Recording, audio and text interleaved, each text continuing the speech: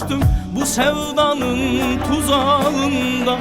Yaşamaktan yoruldum gençliğimin baharında. Muradını alamayan kuruyan dallara döndüm.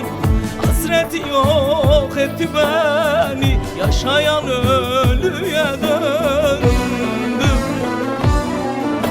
Sözleri kurşun misali, yaralar yaralar beni. Gözleri hançer misali, yaralar yaralar beni.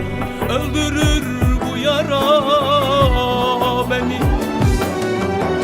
Yaralar yaralar beni, öldürür bu yara beni. Nereden bu sevdaya düştüm, yaşatmaz bu yara beni. Öldürür bu yara beni.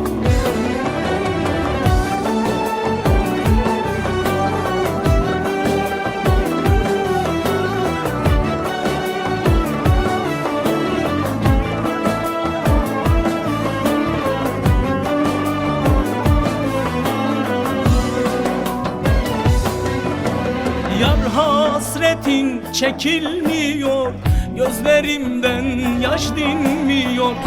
Elinden ben heder oldum, bu gönül sensiz olmuyor. Muradını alamayan kuruyan dallara döndüm.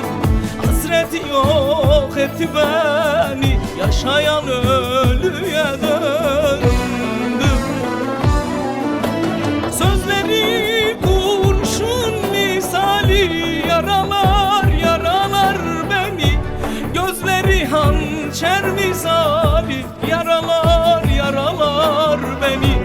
Öldürür bu yara beni. Yaralar yaralar beni, öldürür bu yara beni. Nereden bu sevdaya düştüm, yaşatmaz bu yara beni. Öldürür bu yara beni. Yaralar yaralar beni, öldürür bu yara beni. Nereden bu sevdaya düştüm, nereden yaşatmaz